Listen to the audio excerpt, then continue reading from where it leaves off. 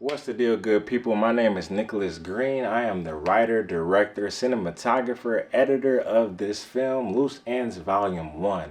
And I really hope you enjoyed it. I'm so thankful that you watched the whole film. I'm so thankful for that. So thank you. This is something different. You guys are actually in for a little treat. I'm actually want to do a little bit of a director's commentary on this. This is going to be my first time doing this. First film really getting out there. So you know what? I'm like, you know what? I want y'all to know what's going on in my brain. You feel me? So we're going to talk about some of my favorite scenes, some shots. We're going to get into it, man. So this first scene right here, this scene, the gas station scene. Funny story. So this actually was not the intended gas station whatsoever. We actually had the gas station across the street. We already like scouted it weeks ahead of time, looked at everything inside, outside. I'm like, all right, this is perfect for the scene. We get to the shoot. The gas station is slapping. And I mean slapping. It's like a party at the gas station. I'm like, come on, bro. We trying to shoot a movie. And I already know this is city, man. This is Detroit, Michigan. So I'm like, it's a party, man. It's a whole party going on. So I'm like, what are we about to do? And there's a gas station across the street that nobody's at. It's like one car there. And I'm like, we may have to use this. We may have to use this instead. This is actually going to help us out tremendously. We go over, check the gas station out. Let me show you how good God is. This location was actually better than the other gas station we was just at. This gas station was way better. There was nobody there, so we could shoot as much as we wanted. Inside, as you can see, they let us behind like all the drinks and everything. I did a shot like that in my life, and this was chef's kiss. So that scene, that was fire. Like, that was amazing, and I couldn't believe we really got away with that. So these montage scenes, like this first montage scene that we're looking at right now, shout out to the actors. They did an amazing job for this film. I promise you, I don't think I could have done it without them. Well, actually, I couldn't have. But it's like they became the characters. And that's all I look for. Like, if you're becoming the character, if you're embracing the character better than I could have wrote it, you got it. I love you. So, no. But yeah, these montages, I'm really inspired by Quentin Tarantino and Guy Ritchie. Those are probably my two favorite directors out of all.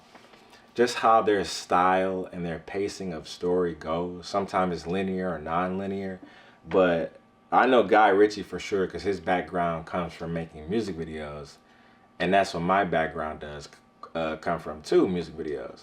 So I feel like I like things that just keep our attention, and it's so hard to get people's attention nowadays. So it's like you gotta spice it up every single time you're doing a scene. That's how I feel personally. Like, I don't know, I just get bored watching certain things over and over. It's like this is this standard way of doing things, but it's like, we can do better than that. We can do way better than that, man.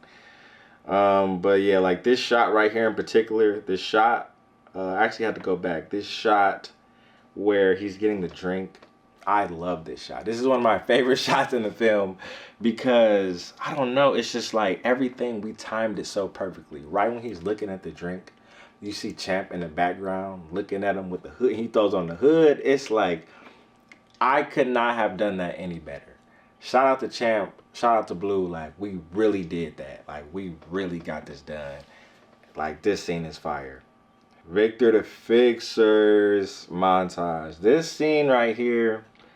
See, my ideas for these, I think of music videos. So I try to, like I said, I try to keep it going. I try to keep it different and energetic as possible.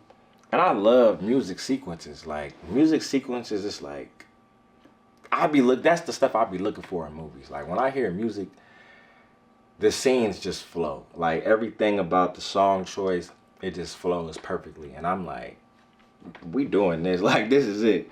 So the thoughts behind this, man, it's just like, this is really a music video. When I shoot films, I shoot them like music videos, if that makes sense. Just how the edit, how I edit them, I guess.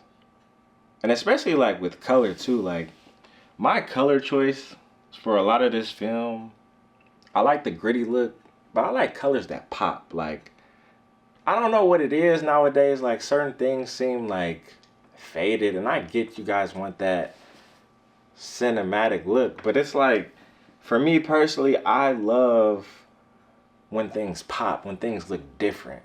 Things that look different make you stand out and make you want to watch it more. And that's personally for me. I don't want to make something that you see like, oh yeah, this is a regular film. Like, we better than that. We are better than that. So this scene right here, where the briefcase is about to get stolen, Champ killed it. Killed it. But this shot in particular, the low to the ground, lower his point of view, the tension of him about to grab the case, I love it. Everything about this shot I love. Transition right into the getaway scene. Everything was perfect, and I could not have done that better. I feel like when I make movies, and I feel like anybody out there, whatever you're doing,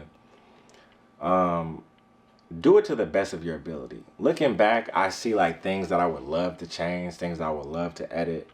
But at the time, that was all that I had. Like, those are all the resources that I could use. So I look at it like, you do the best, you make the best movie you can make at that time. I'm 30 right now. I'm only 30 years old. This is only the beginning. Man. So here's another scene that I love right here. When the hitman is in the car. Now, here's the thing, guys. For me personally, I'm a little bit of a... I love movies when they don't make sense. I'm not saying this doesn't make sense, but I've watched so many movies in my time where they're an assassin, a hitman, someone is in the backseat of the car, and there's no, like, story building up to how they got there.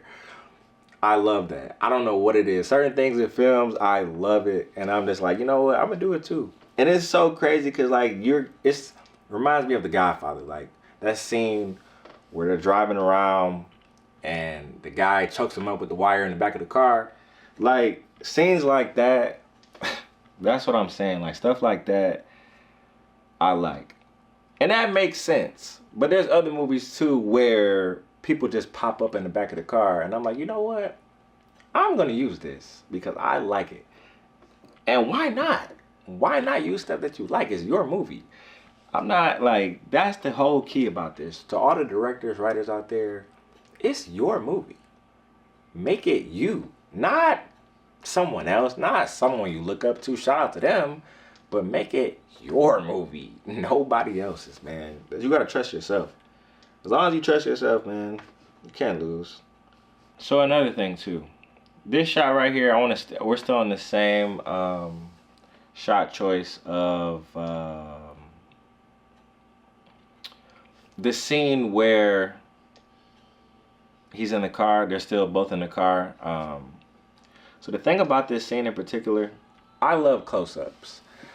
I don't just put close-ups in to make you feel like it looks cool. Close-ups for me makes it's when the character feels trapped for me. Like you can see more emotion on their face. And in this instance, the banker is trapped.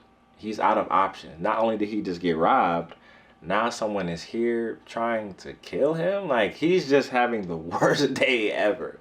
So I want to feel like everything's closing in on him.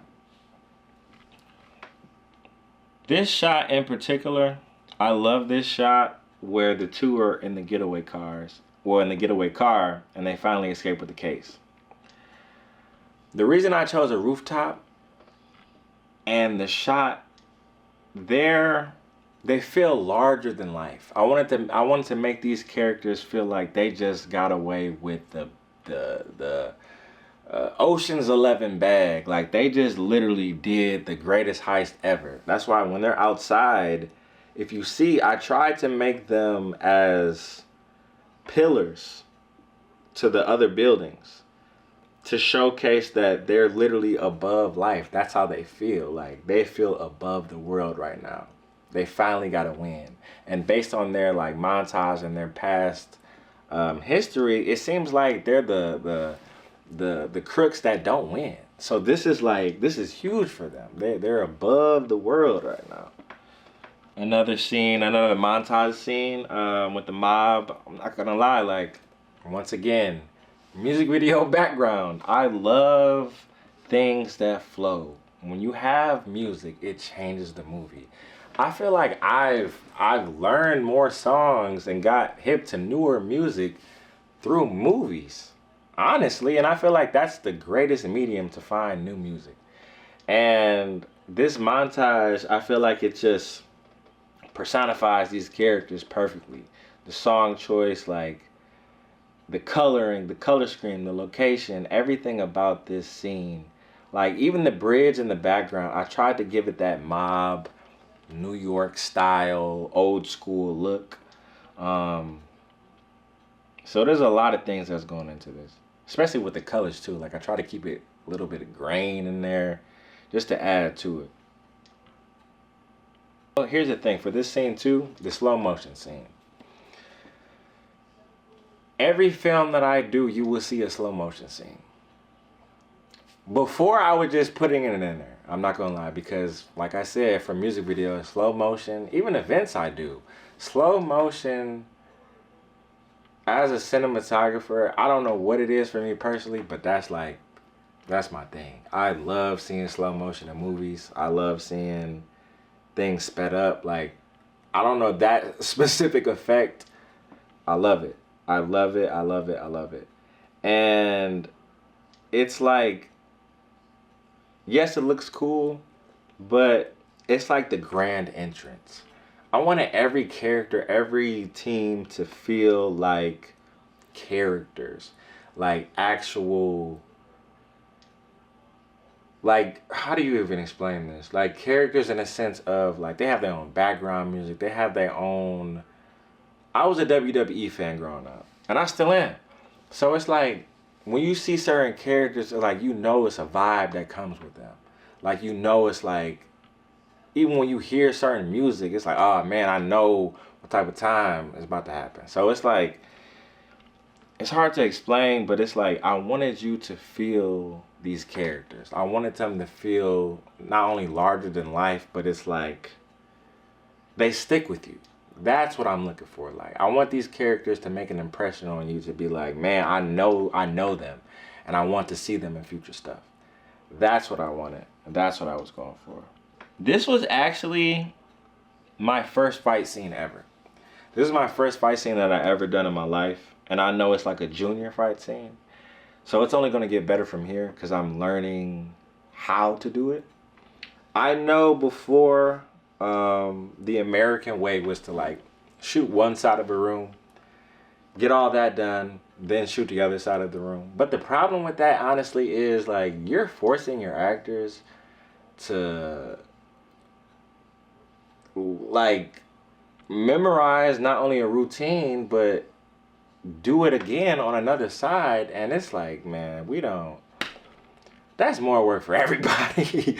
That's more work for everybody. So what I chose to do, in Chinese cinema, what they do is they do like 1, 2, 3, and then move on to the next move. And I feel like that's the most efficient way. Like, I feel like now a lot more movies do that because they've realized, if we're just gonna shoot one side, like, and we have to do this all over again, that's gonna take forever. And it's just, I don't know, I feel like that's more stress anyway. But this makes it easier because, like, if you do 3 moves, that third move is the first move of the other one. And it's like a combination.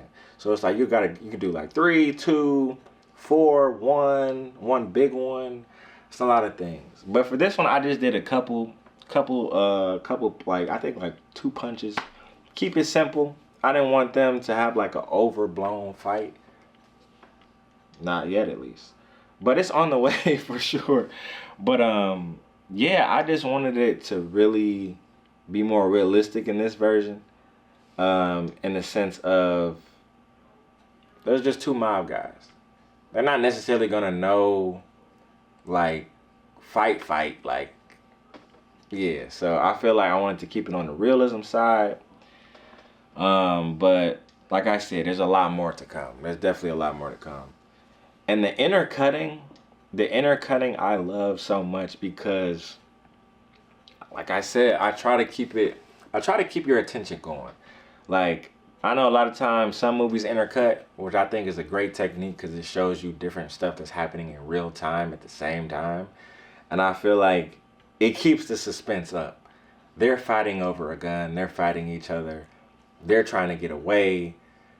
Who's going to lead? Like it builds the tension, and I love that. I love that so much. Medusa codenamed the Viper. Nah, I'm not gonna lie. This scene was so fire, and every inspiration for this scene came from Kill Bill. That's one of my favorite movies. Like I said, Quentin Tarantino. That's one of my favorite directors. This, like, even the bodysuit, like, I wanted to embrace that dominance, that of just that killer instinct. And in Kill Bill, like, obviously she was right in everything she was doing. She was on a story of revenge. We don't really know her story yet for the Viper. We're gonna find out in Volume 2. But what we know right now is that she's on a mission. And even the color schemes, like the red, like everything pops. Everything makes sense. And this was a perfect scene. Like, this was a perfect scene. The montage, like, I don't want to give too much away, but it's like everything about these scenes and the colors, it makes sense. Even the gun choice with the silencer, like, everything just connects. One of the final scenes that I love and the shots that I love in this film are the shots from the Benefactor. These shots, the close-up shots, the low angle, I want you to be afraid of the Benefactor. I don't want you to, I want you to know that she's in a position of power. And you can't get anything over on her. She's been doing this business. And a lot of times the movie, like, the head honcho is a guy. And I get that. That's cool. But for this movie, the Benefactor, even the hair, like, everything about this character is structured. And there's layers. And I feel like she is going to play a major role in the ongoing movies. And she's the final boss. So we know of, as of right now. So she's definitely a head honcho. And building her character up, not putting her throughout like the movie, just putting her in the end, it was intentional. Because I want you to have something to not only look forward to, but it's like, dang, the story is going, like, there's so many loops and turns. Like, what's in the case? Who ordered the case? It's so many things, and I want that in a film. Like, I like to keep the audience on their toes. Movies that are just hand stuff over to you, I mean, that's cool. That's great. But that's not something that I'm doing. Like, I want you to be on your toes every step of the way. What is in the briefcase? We're gonna find out. But what did he say? What's my boy name? Brad Pitt. What's in the box? Like, what's in the case? Let's find out. Let us find out. Oh, and I forgot this shot right here with I forgot what it's called, but the y'all see the scene. Y'all see what I'm talking about. But the scene with this one, that scene is a perfect scene. The props add so much to your film. Like, I couldn't have done this any better without that prop. I feel like it could have gone okay, but that prop, the shot, the acting, everything about that ending, I want it ingrained in your head. Like, it it really did what it was supposed to do. And I love it. It's one of my favorite scenes. The after credit scene. Bring back when there's after movie credit scenes and it's not just a superhero movie. I love superhero movies, but why did we stop adding scenes to the end of the credits? I never understood that. Like, I love end credit scenes because it's like, wait a minute. Uh-oh. This is something serious. And with this end credit scene, it was so crucial because the narrator of the whole film, we find out he's not just a narrator, he's in on it. And he's one of the final bosses. Like, now we're learning more and more about this web of a story. This literally a spider web of a story. And this scene, it changes the whole film. It makes you want to go back and wonder who is this character? How does he know so much about what's going on? And yeah, and I feel like this scene, even with the fireplace, I wanted that cliche like villain. The fire, the red, the darkness, like. And the thing about this, I shot this with a, what was it? I want to say it a 1.0 f-stop, t-stop actually. And I just wanted it to come off like one of those villains in James Bond, where he's larger than life, but he's a mystery. We don't know much about him. We just know, and from what we see, oh, he's the bad guy. Like he's this guy's trouble. So that's what I was really going for in this. Loose Ends Volume 1, honestly, I love this project. This was probably one of the most fun projects that I've done so far. This is actually my third short film that I've done. We got Last Night, my first one. That was a mystery suspense. Then we got Opulence. That was a kind of a psychological thriller / horror in a sense. And this one, I would say more of a new age noir film, crime noir film. And do I have a favorite genre? Not really. Like, I just feel like I'm just trying stuff, man. I'm just finding my voice. And that's what everyone should do. Try new stuff. Try just to make something that you want to see. I feel like every single person is unique and they bring something different to the table. So anything that you bring is automatically going to be different. It's automatically going to be unique. So why wouldn't you want to be the best you can be? That's how I feel. And honestly, I feel like now is the perfect time to showcase who you are. Cinema for me is my escape. It's my way of showing the world who I am, what's going on in my head. Like, I feel like I have so many stories, so many things that inspire me. And I'm like, you know what? This will make a good movie, or this will make a good show. And I feel like, why not, man? And the thing about this movie, like, I don't brag about being like a one-man crew for this. I don't. Because I'm showing people that you can do it. There shouldn't be an excuse. I made this movie with some super talented actors and actresses, and my friends helped me make it. My friends. So what's your excuse? Why haven't you made your movie yet? Why haven't you done your dream project? Actually, forget about movies. Why haven't you done what you said you're going to do? Why not? You have no excuse. This is the perfect time to do it. Just do it. Believe in yourself. Believe that you can do this without stopping, without excuses. There's only one you. Use that to your advantage. There's enough carbon copy stories out here already. And you know that. What you bring to the table is unique and different because you are unique and different.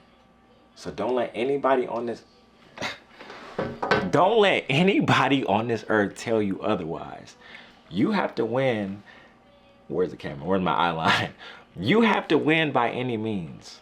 And don't make excuses for yourself. Put in the work, do what you have to do, and keep going, man. This is your time. Do you see what's on this hat? 9-5. I mean, I'm always working, man. It's the movement. And I'm never going to stop. I'm never going to stop. So the same thing for you. My name is Nicholas Green. Don't you ever forget this name. This is a different director's commentary. This is my first director's commentary. I know my other ones are going to be super different, but this is just me now. And this is the organic me now. So I feel like I just want to be myself. And I have been myself for this whole conversation. And I'm thankful that all of you have stayed tuned to watch this. Follow my my business, 95 Films on Instagram, 95 Films on YouTube. We're taking over. I'm trying to work with as many people as possible. I'm all about bringing dreams to reality. That's what I'm about. I'm about believing in yourself, believing that you were put here for a reason, believing that you are bigger. The work that you do is bigger than yourself. That's what it's about. Thank you for tapping in. Like I said, if you're watching this, your job after this film, believe in yourself, you feel me? Signing out.